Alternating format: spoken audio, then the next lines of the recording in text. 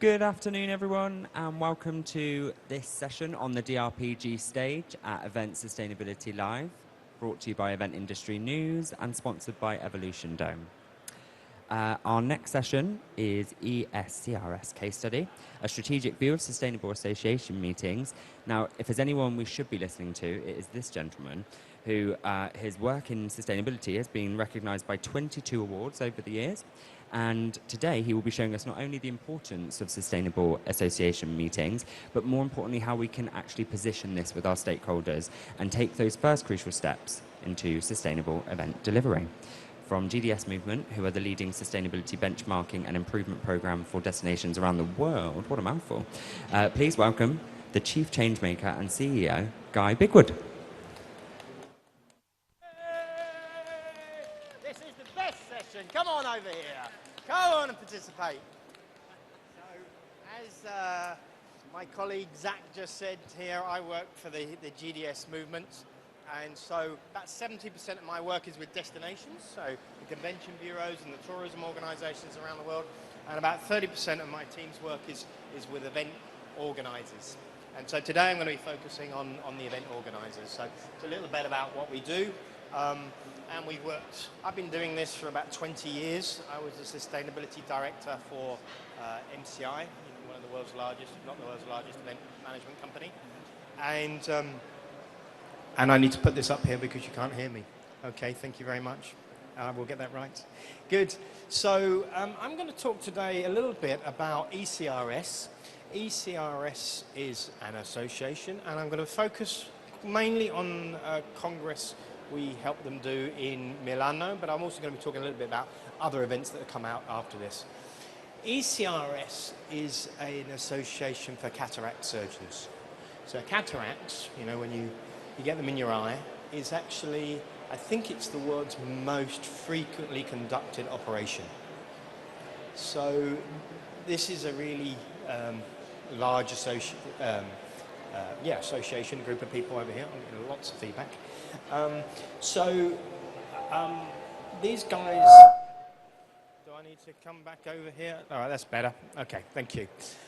Right, so they asked me a few years ago, about two and a bit years ago, they said, well, we really feel that we should be doing something around sustainability.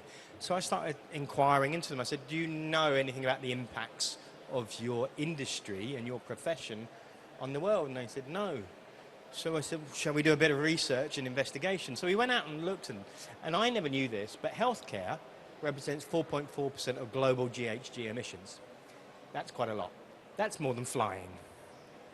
Okay. It's more than shipping. 71% of these emissions comes from the production, use and disposal of medical goods, and operating rooms present 70% of healthcare environmental impacts in the healthcare industry in Europe. So this industry is massive in terms of its footprint, and a lot of the world of meetings and events is around healthcare. So if we're going to try and shift the world on the right path, it means we have to shift healthcare on the right path, which means we have to look at the events and congresses and meetings of healthcare organisers. So that's where we started off. Then we said, we need a project to start with. And they said, well, can we start on a little event? I said, no, let's start on the big one. So they have a congress, a little bit less than 14,000 people. And when we started off, it was in Milano. You're welcome to walk through if you want. And so it's a big event, right? And so we started to think about what would be the strategy for this event. So I said, we got a group of people and we workshopped this, and we realized there was two kind of key opportunities for an event like this. Is one, to be an exemplar, to walk the talk, to do the right actions, to be a leader in sustainable event management. That's perhaps that's the obvious one. But the second one is to be a catalyst. How do you use the actual sustainable event initiatives to catalyze change in that industry, to really change those numbers I just showed you beforehand? And so I'm going to start looking at the first bit, and then we're going to come back to the second bit at the end of the conference. And I think it's the end bit which is actually the really exciting stuff, because that's about real industry change. So when we started to do this, it was like, okay, exemplar, we need to be net zero with the Congress. We need to have net zero emissions for waste. We need to be a role model for social responsibility and inclusion. So we kind of started to do that, develop some principles. Then, really started to work with the leader of the association, with the president, and really upskill him so he could start to have the conversations and lead the change. And once in a while, and it doesn't always happen, but in your life you sometimes get the client that is the perfect leader, the perfect guy, the guy who's unstoppable. And this guy has been unstoppable at repeating the missions about, cutting back on the meat production, recycling, offsetting our emissions. This guy has led, and he's really driven the change. So, that's what we're looking for. We're looking for that leader in the association or an organization, because this could be any corporate event. Some of you work on more corporate events. How do you upskill your CEO in your legal business, right, to talk? How do you then upskill the people at the bottom of the business, right? Because only change happens when the two come together. So we set our kind of normal goals. So each event now we set a series of goals. Okay. And then, these are our KPIs, and this is what we measure progress against, and I'll show you the results at the end. So once and then we kind of have our practice, our flow, our process. So, we all start with planning, then we all start by assessing what is, go to the site inspection, looking at the venues, looking at the suppliers, really working out where everyone's at. And then this kind of co-creation process, working with all the suppliers to improve the processes, measure our impacts, improve them again, and then report our impacts at the end. So there's a kind of a process here that looks across 10 different areas. So we're really working at, is the destination the right one, or can we actually influence the choice of the destination? When we started this event, we couldn't. Now we can. So now it's part of the RFP process of choosing a destination. If you're in my last event, it talks about the GDS index. We now use that as part of our way to assess what destinations this Congress is going to go to. The same for the venues. And then we're kind of really looking at all of these different areas, looking at where they are today and where we think we could push, drive, beat them to get to, So how do we play the carrot and the stick? So, from this point, it's that carrot and stick. How do we support our suppliers? How do we force them? How do we inspire them? How do we motivate them to change? So somewhere like this was in Milano, it was the convention center, that had actually a very good program. They were ISO certified, but they had a terrible waste management program. It had absolutely crap signage. So we, look at these bins, they look like Daleks. Those are the recycling bins, but you wouldn't know what goes in each of those, would you? There's no signage. So we had to come up and create some new signage. So very, is that our responsibility? I don't think it really is. But if we weren't going to do it, it wasn't going to happen. So we had to make a decision on the board to invest in to do that. So we invested in a signage system. We use Trace. So if you go down to Isla, you hear more about Trace. So Trace is the system that allows us to collect the data. So we work, for 6 months to train the suppliers on how to give us the right data. Really coaching them and providing the data. When data goes into the system, so you can see here, we did some good things. 73% of our materials were reused. 869 were recycled. But 21 were recycled post-event. That wasn't very good because the venue didn't have a very good system. And it was much worse than that. So we're actually happy with 21% because it was at zero before. So even though someone says they're certified, doesn't always mean that they're the best in every aspect. So you've got to look at it. You've got to go deeper, unfortunately. You can hear where our waste from. You can see at the top we did really good at reusing stuff, and only 3.4% was landfill, but we incinerated a lot. And incineration is now used in a lot of places, and it's good because it produces energy, but it's crap because it produces really nasty gases, and it's burning stuff that could be reused. So how do we change that? So this is where the work comes in. F&B is obviously a big thing. So being in Italy, we could, and this event was really lucky. In summer, in September, we had amazing product. So we could really focus on this, and we got 60% of the food was actually sourced from within 60 kilometers. So that was really good. we actually managed to get 79% of the food as vegetarian. So we really focused on getting out red meat and became kind of a joke and a concept of this event, driven by the president. Used a food bank.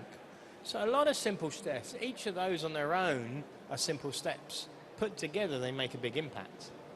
So, and here you can see the difference, right? You can see the difference of our of our footprint for meat over there in the middle.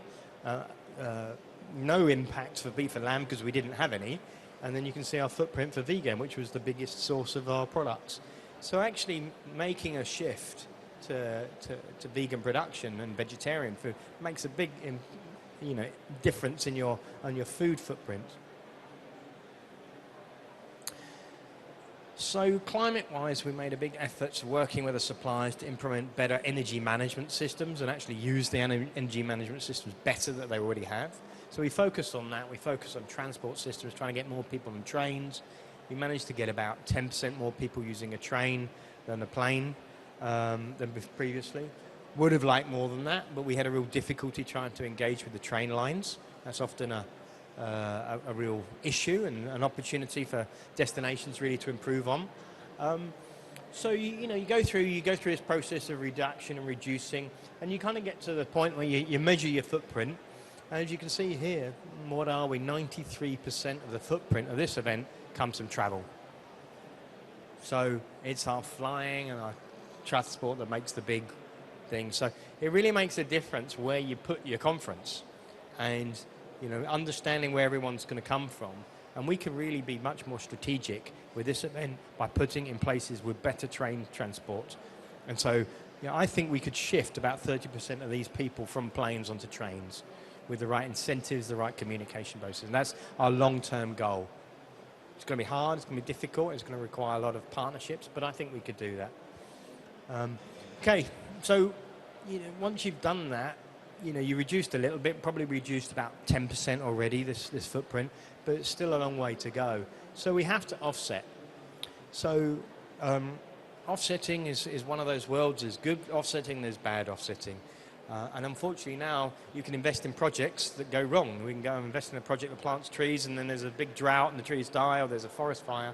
So I think it's really important to take a portfolio as a concept when you start developing offsetting programs. If you're going to do your pension fund, you don't have one company, do you? You have different funds who manage multiple different companies, and you build up security and risk tolerance in your own pension fund. I believe we should be having the same approach with offsetting now. So we had 3 funds in this, or 3 projects in this fund. So we have kind of basically 30% of the money was spent of a water filter system. And we chose this because in Kenya, they cut down trees to make a fire to boil the water so they can drink it. Causes a lot of problems for eyes. So direct related to the concept of the conference about eye health. So if we can improve that and provide more efficient water filter systems so they don't need to burn wood, then we improve eye health. So I think offsetting, you need to relate it to your concept and something that aligns with the mission of the client if it's possible. Similarly, we did something in Ghana. And then we decided around global energy, so we were investing in communities to put in renewable systems with a focus on getting women into employment, helping them start, in these communities, women are the ones who are walking to go and collect the wood, to burn the wood, to make the fire.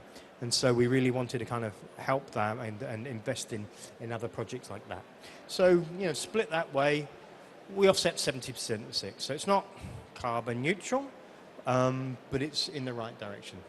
So, a lot of money invested in this. Then we really focused on delegate engagement.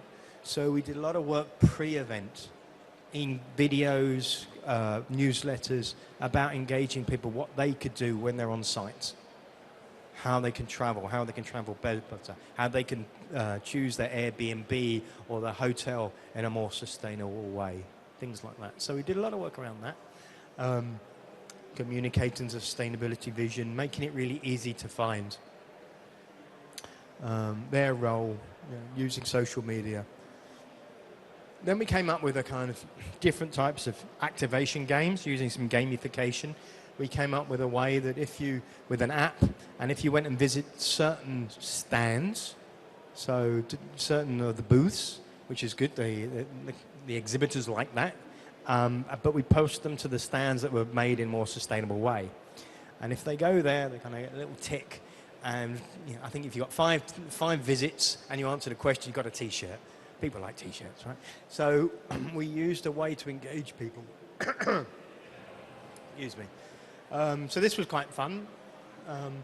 We then really thought about the sponsors and the exhibitors. How do we get them engaged? So we did another program for them, really kind of motivating them. And we're starting to now look, how do we get better visibility and better positioning on the stand if you're a more sustainable stand? We raised about 100,000 euros from sponsorship, from Sustainable Sponsorship Fund. So we had a... Excuse me.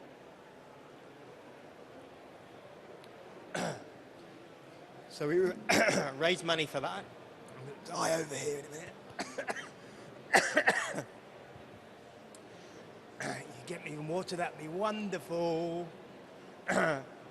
So we helped them to set up more sustainable stands. We had an exhibition guide.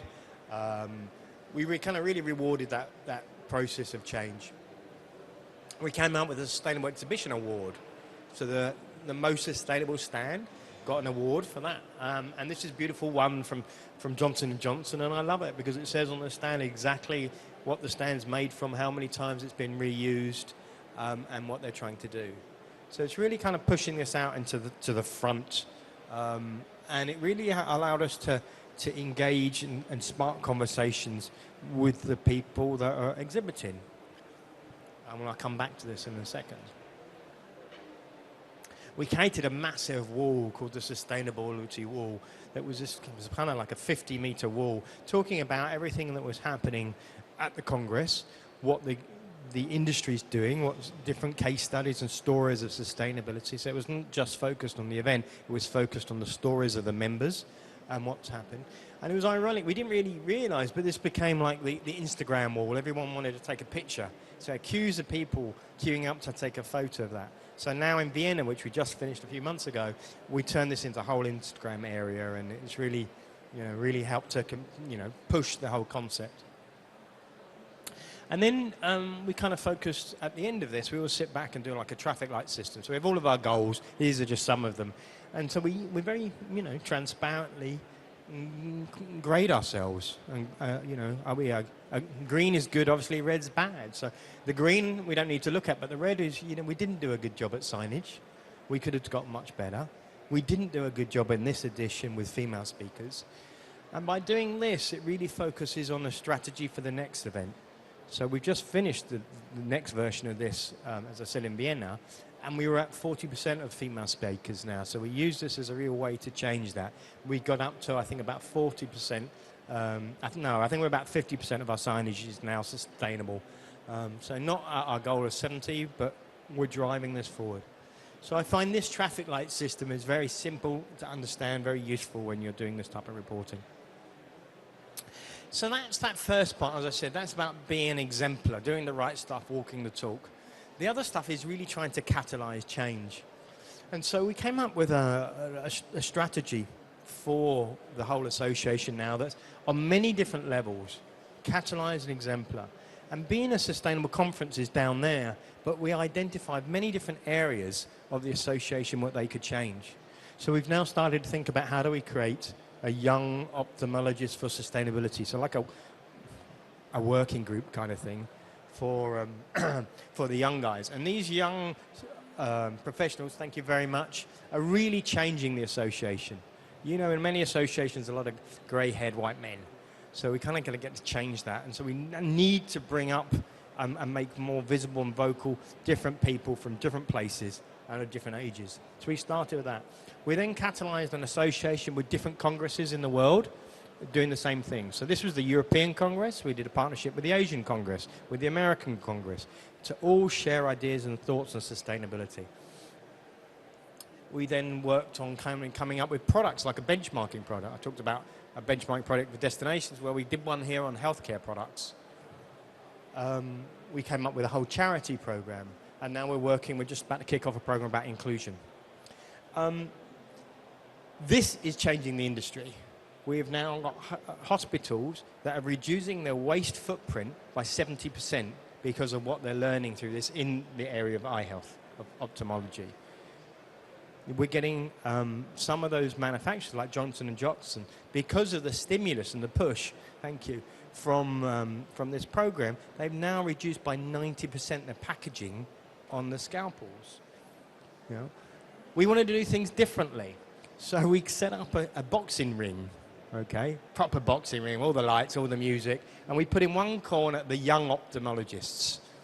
And then in the other corner, we put the old grey-haired doctors. And we had this kind of engaging, sparring boxing match between old ways of doing and the new ways of doing. And the young guys knocked out the old guys, you know. And how did they do that? By talking about, you know, sustainability in the clinic, sustainability in the operation room, the drug waste. We really started to get this out of that. They came up with, you know, a new pack, a more optimized pack of recycled and reusable material, stuff to use less waste. And so this is good. I mean, this is core business for the healthcare professionals. But because of the sustainable event work, all of this had a better platform, had better engagement, had more people listening to the messages. And it wouldn't have been so successful unless we'd done the sustainable event work. So it was the platform. Would it have happened? Yes, but it wouldn't have happened so fast and so powerfully. So that's why I think, you know, in the industries that many of you work in, all of those industries need to change, whether it's aviation or energy or legal work, we all need to change, but we need to find ways to get people engaged. So that is a little bit of a summary of Mission Zero. It's a really exciting project, and I think what these guys have done in the short amount of time is transformative, and it's great because there's a president who pushes it, who drives it, who champions it, but there's a whole staff layer who's really making this work, and there's a whole layer of partners such as MCI and the venues and the technology companies that are really making this happen. So I will stop there. Thank you very much, Guy. Thanks, everyone. Do we have any questions for Guy? I can't see any on the Slido, but if we've got any in person. Good morning. Thank you again, Guy. Paul Swain from Visit Flanders. I just wanted to ask about the cost element, because quite often there's a pushback because some of these initiatives do cost. But I noticed that your waste recycling was logoed with Zeiss, if I remember rightly. Yeah. But I wondered if you had any pushback from measures that were a cost item extra on the budget that had to be allowed for in that way. Yeah, so so I always have a net cost focus. Some things will require more money, organic food, right? We know organic food is 20, 30% more expensive. But if it's in September, you can get organic apples probably the same price point as non-organic apples. So you need to be a bit intelligent. We know that if we have organic beef, that would cost us a lot of money. But if we don't have beef and we have vegetables, then we actually probably can have organics for less than the cost of just normal beef, right? So you can start to play with things. And so I look at that holistically. And we're really bad at doing that. We often look line by line in the event world, and you need to look at the bottom line. So, yeah, it's okay to spend 30% more on some things if you're saving 50% on others. Like here, they had beautiful, expensive Congress bags. We got rid of the bags. We saved them a fortune, right? We saved them 100,000 euros. So that's the first thing, optimizing costs. Second, some things do require costs. Like offsetting is a lot of money. It's 150,000 euros here. So we included, you know, in the ticket price now, there's 15 euros towards offsetting from each person. That doesn't cover everything, but it covers about half. And then the other half we sponsor. So we now raise about 100 to 120,000 a year in sponsorship funds. And so that, we're absolutely at zero cost for this work. Next session, I'll talk a lot more about that. Thank you, Guy. Any other questions?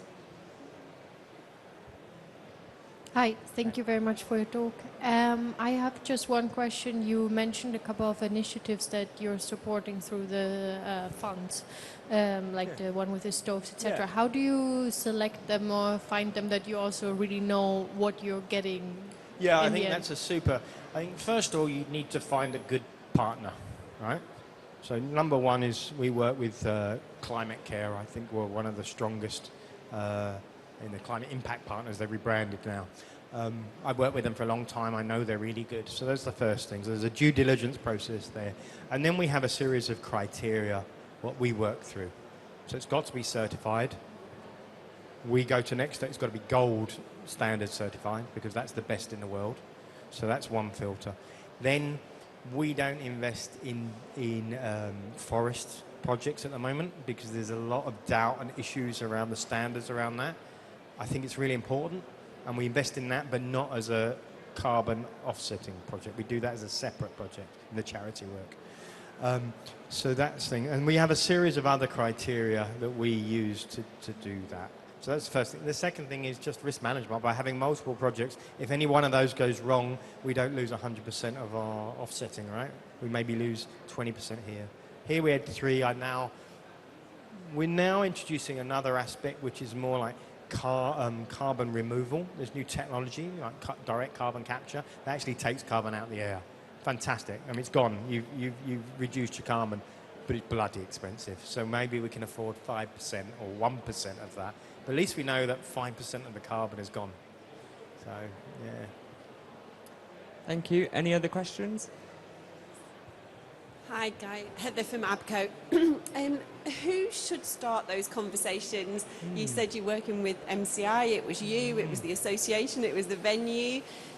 You obviously got this sort of sense of purpose for this particular conference, but who should be starting the conversation, and how will they then get those other stakeholders engaged with it? Yeah, I mean, who should? I mean, it should be the client, right? However, we know that's not the reality. Our CEOs or the event organizer, whoever is the person leading that, aren't always the most climate sustainably aware person. So then it's around each and every one of us. I believe each and every one of us, wherever our position is in that project, can start asking the questions. In this case, it was MCI who saw the opportunity. And MCI called me and they said, we've got a president who cares about this. He wants to do something, but they really want to go to the next level. It's more than we would do just as standard. We'd like you to come in and help advise. So MCI brought me in. Sometimes it's the client direct, sometimes it's the venue. It really changes. But I believe it's down to us all having an opportunity to see the opportunity. Amazing. That's all we've got time for, but give it up for Guy one more time. Thank you. Thank you very Thanks much. for your questions.